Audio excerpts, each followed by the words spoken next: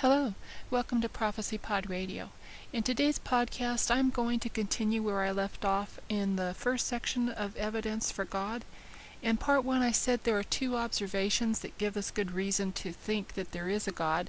And the first one was that the existence of the universe is better explained by the existence of God. The second is that the existence of objective moral values is better explained by the existence of God, and I'll go into that in this podcast.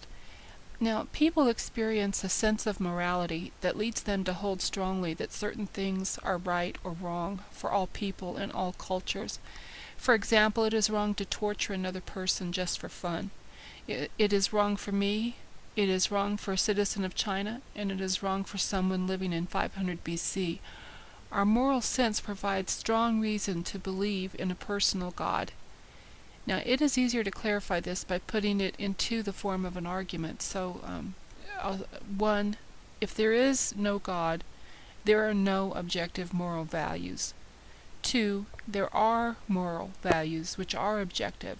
So 3, God exists. Now, before I discuss these arguments, I want to make it clear that this is not to claim that one must believe in God in order to be moral. And I'm not claiming that statistically those who believe in God are more moral than those who do not. And I'm also not claiming that our knowledge of morality depends upon God. This argument is to the effect that objective moral values themselves are foreign to a universe without God. They just don't fit in. So, in defense of premise 1, if there is no God, there are no objective moral values. Now, Gansel admits in his arguments that this claim is quite controversial, and many philosophers disagree with it. But objective moral values are not sufficiently explained in a universe without God. Many have agreed with this claim. For example, Dostoevsky had Ivan Karamazov claim, if there is no God, everything is permitted. Sartre wrote of Dostoevsky's statement, this is the very starting point of existentialism. Indeed, everything is permissible if God does not exist, and as a result, man is forlorn, because neither within him nor without does he find anything to cling to. Now, John Mackey, probably the best philosophical atheist of the 20th century, recognized this. Objective moral values constitute so odd a cluster of qualities and relations that they are most likely to have arisen in the ordinary course of events, without an all-powerful God to create them. If, then, there are such intrinsically prescriptive objective values, they make the existence of a God more probable than it would have been without them. And that's from The Miracle of Theism, pages 115 to 116. Mackey recognizes that these objective moral values do not fit in the universe if there is no God. His answer, since he rejects God, is to claim that there are no objective moral values. His book on ethics is appropriately titled Ethics, Inventing Right and Wrong. And I agree with Dostoevsky, Sartre, and Mackey. If there is no God, there are no objective moral values. Defending premise 2, there are moral objective values. We know there are objective moral values, and by this I mean that the content of morality is not determined by the individual or by culture. Rather, some things are objectively wrong.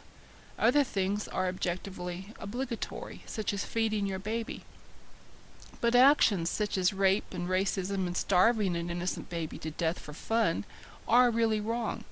Furthermore, it is wrong for me to do these no matter when I live and no matter from what culture I come.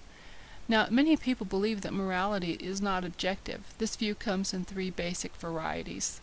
1, the individual determines morality.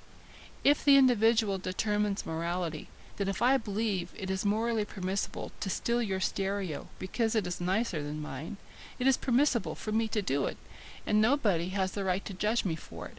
I deserve a stereo just as much as you do, and I can't afford one as nice as yours. Therefore, I have the right to take your stereo, even if I have to shoot you in the head to get it. But it is not permissible for me to steal your stereo, whether or not I shoot you in the head. Therefore, the individual does not determine morality. 2, society determines morality. If I lived in a completely racist society, would racism be all right? Would that be right for me?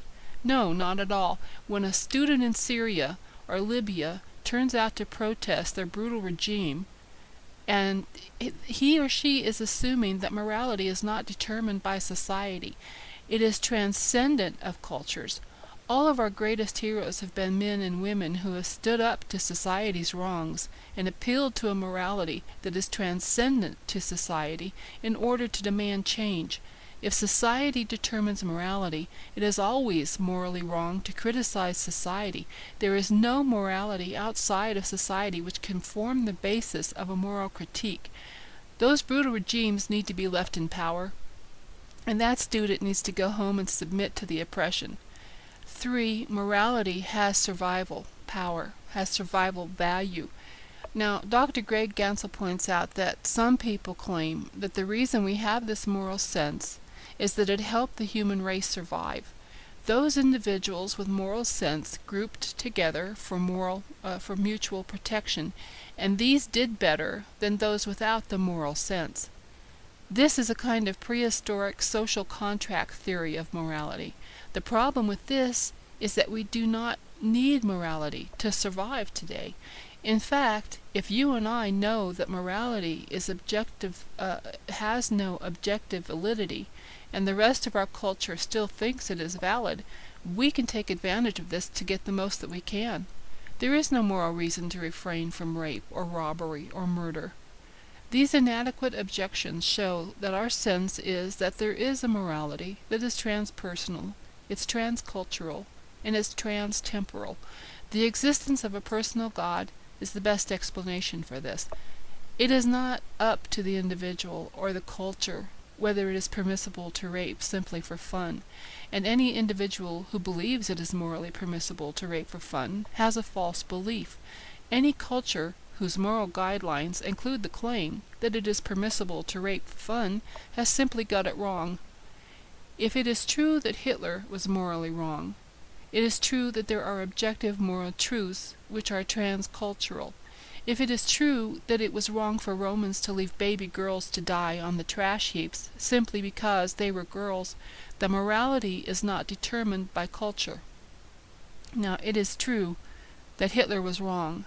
It is true that the Romans were wrong. So we know there are objective moral truths, but objective morality makes no sense in the universe if there is no God. Objective moral values point to the existence of a moral being who created the universe. His moral character is the standard for objective right and wrong. So in summary, there are two arguments for the existence of God that I'm beginning with. These show that it is more reasonable to believe that God exists than that he does not exist.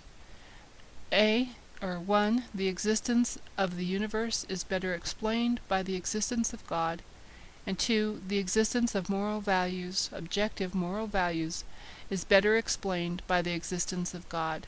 So we see that some of the things we observe about the natural world strongly infer that God exists, whether people want to accept it or not, no matter how much they try to deny it, no matter how much they try to close their eyes to it. The natural world strongly infers that God exists. Now, I am not claiming to prove with mathematical certainty that God exists, but I have, however, given you some good reasons to think that he does, whether you accept them or not. In my next podcast, I will go over some of the scientific facts that point to intelligent design. And that's all I have for today. And as always, I'd like to thank you for listening to Prophecy Pod Radio, and I hope you will join me next time.